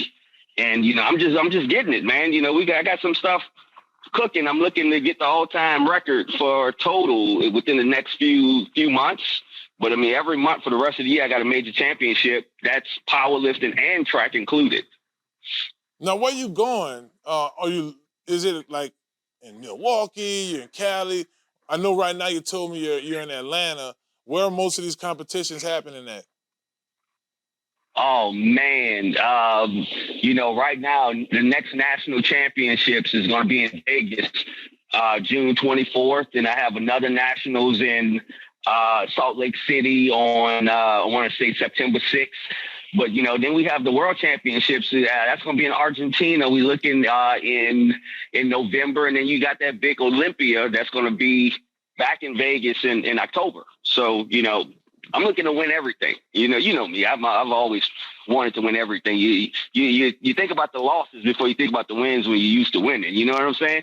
You're a champion. You know what I'm talking about. it just never leaves your system. You have to. And what I like what you're doing, you're reaching new heights with your athleticism. Because at first, I'm like, man, this is probably one of the fastest dudes I ever seen ran, which we'll get into the running here in a little bit, talk about your time at LSU. But it's funny to see you do different things, powerlifted. At one point, you probably still doing this. Are you still, make sure I'm saying this right, doing the aqua aerobics? Acro yoga, yeah. I'm getting ready to do acro yoga in a minute. I'm going to be doing it real soon after this interview. You see, that's what I told y'all. It's no cap. Like the Beyonce said, no cap with this dude. And listen, this is not stuff. This isn't a conversation. I go to City Park, and this is what he's actually doing. And then we're not even going to pay attention to no age thing. I'm going to just say he's a little older than me. But if you see him, you're going to think he's about 25. But he's not 25. I can't say that. And he can still roll. We might date when we might start dating things once we get to the LSU stuff. But if y'all are just tuning in to Inside the Trenches podcast, I have my main man, G on here, GForce. .Green, you can follow him on Instagram. Gerald Green ran at LSU, ran for the United States, still competing in different ways in the United States. One of my favorite athletes from Louisiana. But let's go ahead and get what all our listeners want to hear about. Your days at LSU. Getting to LSU, the late 90s, finishing the early 2000s. Right at that time, from LSU athletics in general, things started to pick up. LSU basketball started to pick up. Simone Augustus hit campus, and years later, the men's and the women's basketball team going to the Final Four and doing big things. Tamika Johnson and all of them. And then on the track end, which we'll talk about here on this segment, you guys rev up. Nick Saban comes on campus. It's just a really good time for LSU athletics. But you, My man Fisher and a couple other guys broke some records at LSU. Talk to us about the days at LSU with LSU track team. Oh man, LSU back then, it was amazing, man. You know, coming from, St. Aug and running, you just accustomed to winning, and LSU was the top men's track and field program there were. And I, was blessed to have a full scholarship there. And man, when I tell you we ran every day with some horses, that was my first taste of losing on a consistent basis. Like, it's just the best of the best, and you have to, raise your standard. And once I did, man, it was a wrap. But we ended up winning nationals indoors in 2000. That time we had that the number one 4x4 in the world, even over the USA team. We had the LSU school record, I think we broke, was 304 indoors. And, then you come outdoor, that 2001 team. It was good times at LSU, man. And when I tell you, if I could go back and just relive it all over again, I'd do it exactly the way it was. And then what's funny is Jeffrey Fisher is still running, by the way, and we are both on the same relay team at this point. We're going to be going to Switzerland for track and field worlds in August. Shouts out to St. Joe's the Worker on the West Bank. I didn't realize Jeff was still running. Jeff still in shape running, like man. that? Jeff still running. I figured he was still going to the park, jogging a mile or two. I didn't know he was still competing. Y'all boys, I'm telling you, that early, I'm telling y'all, listen to me. Late 99, early 2000, LSU was pumping out some athletes. My girl Mona Dog, she ran for the Olympics. I'm just saying, it's just, boy. Lolo Jones is on that team. Lola Jones, that's right. I forgot about that, Terry. Lola was on that team. Stephanie Durst, yeah, they was all on that team, man. That was, when I tell you, and I'm telling you, everybody from that team, we could still run. We could still run, man. I'm telling you. Look, Jeff came to Masters Track for the first year last year, and we're going into age. Jeff, 41 years old. Yeah. He got out there and ran a 48, got second at Worlds last year. Wow. And I took last year off to power lift. And so this is my first year back, coming back to Masters. And it's going to be me and Jeff, just like old times, on the 4x4 relay, representing USA in Switzerland. I cannot wait. Listen, y'all, if y'all get an opportunity to check this out, and look, it's gforce.green on Instagram. You can check out these videos I'm talking about. Keep up, because he don't mind sharing content. And when I first saw it, I'm like, wait, no, this got to be old footage. And I'm like, March? Wait, I'm like, wait. Because I know, like I said, I know you're training and everything, but I'm telling you. Listen, y'all follow him on Instagram. You get workout regimens and everything on there. Before I let you go, I want to talk about your 40-yard dash. What was the fastest 40 time you had? Not saying what you can run now. Go ahead, ask the question. What's your fastest 40-yard dash time? My fastest ever was a 3.94, man. 3.94. Now I'm gonna put it to you like this. I'm showing my age. I'm 43. At 41, I ran a full flat. You ask NX Training, Nat. He timed it. Ask Albert Brock, AB Explode. He timed it. I did it on at least 3-4 different occasions in the last 2 years. I done ran a full flat. And I'm telling you right now that I've been doing all this powerlifting, I know I'm more explosive. I'm going to be running a 40 real soon. And I think I could probably hit that 3.9 again, man. I'm telling you right now. If you hit that 3.9. What's funny is that I can hit that 3.9 and that 4 is flat, but now I can bench 225 for 30 reps. Now that's crazy right there. I stopped at 27. And this was at the height of this. I'm 22 years old, getting ready for the combine, and you did. Wow, brother, it just doesn't stop with you at all, man. He's Gerald Green, man. Look, for powerlifting, my bench opener is 320. Wow. and I'm gonna just I'm just looking at you right now. You're what? 200? 205? No, what you been lifting? So you about 215? No, man, I'm 165. You 165? 165 pounds.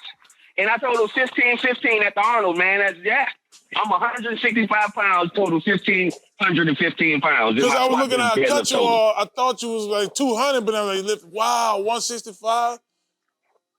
Yeah, and right now I'm currently the #1 ranked powerlifter in the world in my age and category in the world, man, for 165 and 181. I'm dominating 2 separate weight classes. Look, Killer Mike won 3 Grammys. You out here breaking records. It ain't gonna stop for us. We just getting better as we age, brother. We just getting better. That's definitely. Right. I know that's real. Well, he's Gerald Green. Man. Life is competing, man. You gotta compete. It is. He's Gerald Green. Y'all make sure y'all follow him at gforce.green. From the famous Green family, think about Skylar Green, Jarvis Green, Howard Green, the LSU Circle guys. Well, this is the track runner of the family right here. I want to thank him for coming on our show. And look, you know, when you come back from Switzerland, while you're training for all of these big-time events, we got to get you back on the show, bro. No doubt, man. No doubt. Appreciate you, man. Man, thank you. Well, y'all, these interviews are rolling today. Now we got to jump back into some NFL updates. It's Inside the Trenches podcast. Here, streaming live on New Orleans Talk Network, and you're listening on ESPN New Orleans. Hello, somebody. I'm going to move my body.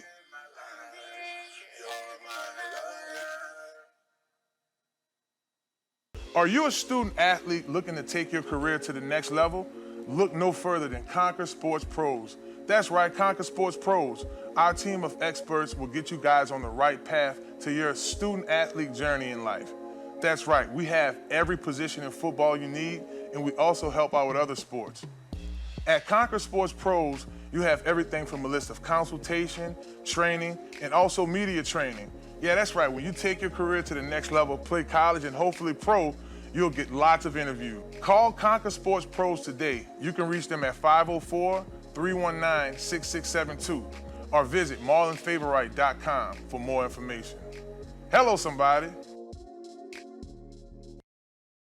Are you looking for your dream home? Well, if that's the case, you need to contact Joe Picolo at Godwyn Realty, right here in New Orleans. Joe can put you in your dream home right away. Joe Picolo and the folks over at Godwyn Realty put you in the house that you need.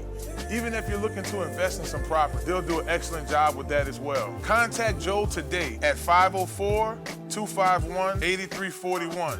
Again, that phone number is 504-251-8341. And also contact Joel at joel.godwynrealty.com. No need to dream anymore. Godwyn Realty will put you in the dream house of your reality. Hello, somebody. It's that boy Fred, host of FanView Podcast. Tune into the NOTN app weekdays, 3:30 for the FanView Podcast. Go to NewOrleansTalkNetwork.com to watch more episodes of FanView Podcast. Don't forget to like, subscribe, and watch. Listen up. Your customers, our listeners, could be hearing about your business right now. Yeah, right now. Don't miss out on the opportunity to advertise with NewOrleansTalkNetwork.com. Call our business department today at 504-475-4793 to hear about our great rates. NewOrleansTalkNetwork.com. We provide the people, you provide the business.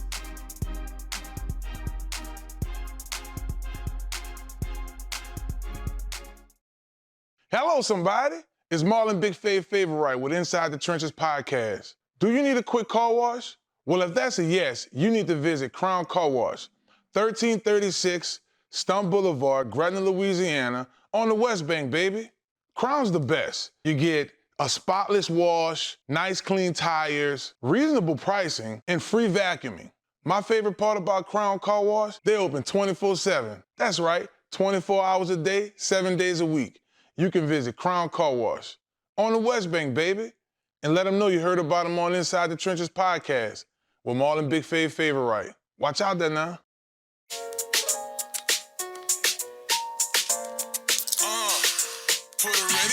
It's midweek.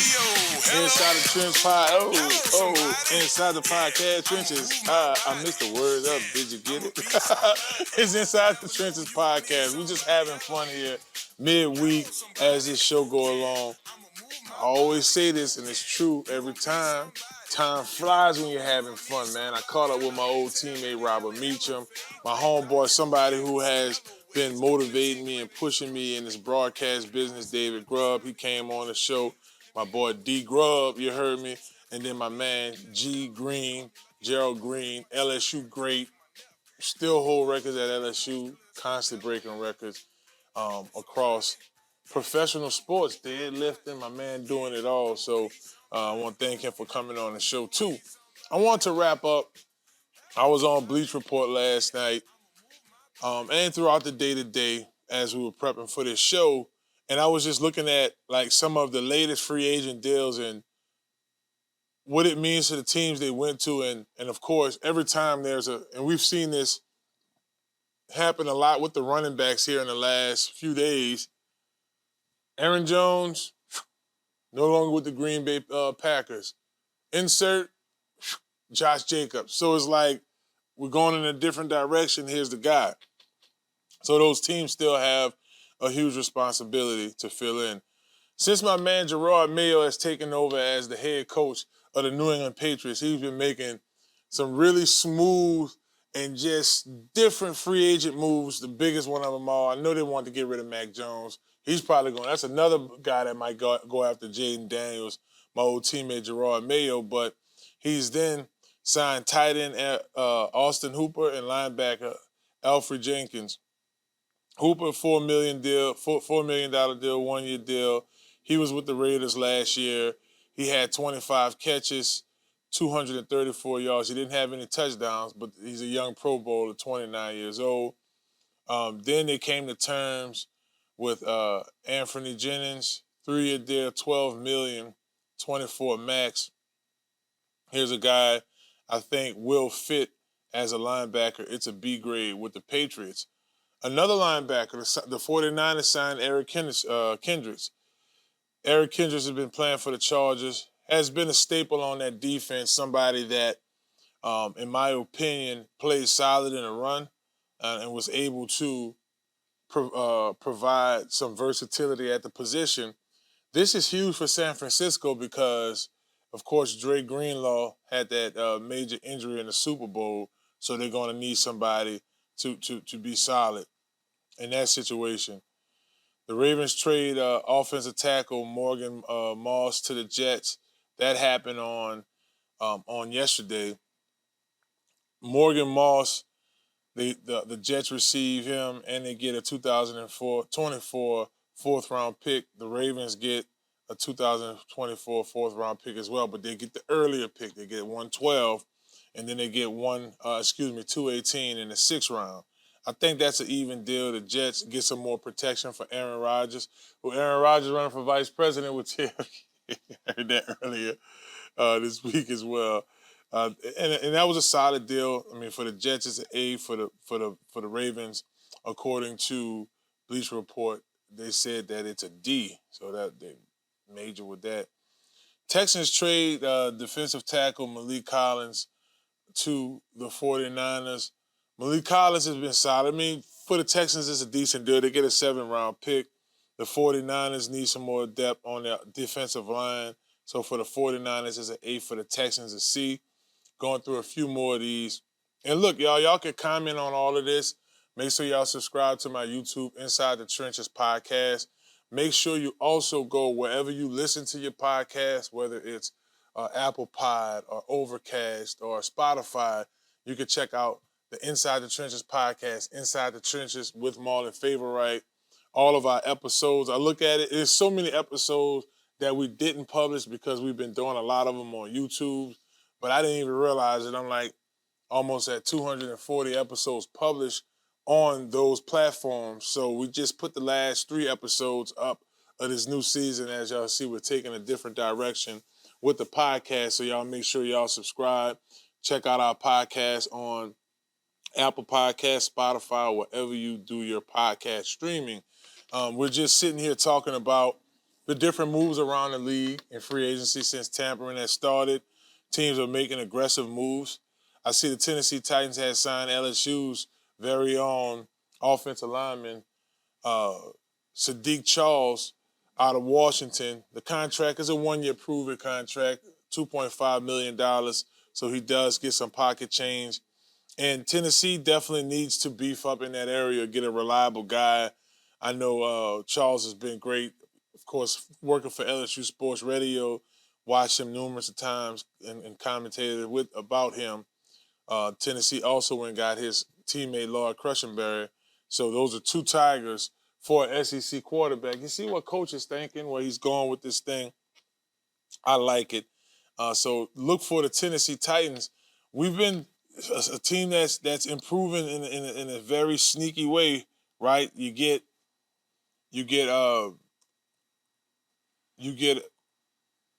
two running backs. You have yourself two running backs, and I took a little break here. I'm just dibble-dabbling on a computer. But you have two solid running backs in Pollard and Tajay Spears. I think even last year, Spears did well, and the primary back, as we all knew, was Derrick Henry. He still did exceptionally well. So I do understand what Coach Brian Callahan is taking this direction to keep the team young but elusive. So we're going to keep up with this. Every show, all the way through the draft, we're going to keep up with the draft tractor because it's just going on and on and on, brother. A couple of pro days coming up. We'll definitely speak about LSU's pro day and a couple of other teams where we have players. But this has been an amazing show. I want to thank y'all for hanging around with me today, doing a little sports talk and just listening to what we have here at Inside the Trenches podcast. I do want to thank all of my guests for coming on the show. I want to thank my man Robert Meacham, my homie from the Saints, my old teammate, for coming on the show. Y'all look to check Meach out on here some more. My main man, D Grub. Can't forget about D Grub. He was in hour one. Hard in the Paint, representing, baby. Y'all check him out, Hard in the Paint podcast. You can also check him out with the Bird Rides. He does some things with Tulane basketball. Definitely keep an eye out on D Grub. And Gerald Green, LSU's national champion in track, world champion in the United States. Got the deadlift competition going on, winning those things. My brother keep on doing his thing. We want to thank him for coming on the show. For all of our sponsors, baby, Small Sliders. Y'all slide through 1635 Barataria Boulevard, Marrero. Thank you, Small Sliders, Crown Car Wash. We appreciate you. Brian Chiropractor, not Brian Chiropractor, I'm sorry, Tammy. Tammy Gibson Chiropractor. I was used to her working with Brian Chiropractor. I want to thank Tammy for all that she do for the show as well. Tammy Gibson, y'all check her out in Gretna on the West Bank Expressway. Want to thank Godwyn Realty for what they do for the show as well. Want to definitely take this time to thank Montero Motors as well, along with Conquer Sports, man. We love our sponsors. If it wasn't for you, this show wouldn't happen. So I want to thank y'all for what y'all do for us as well.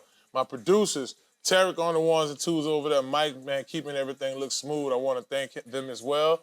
And if y'all don't remember anything we talked about, remember this. God is love, baby. Peace. We out.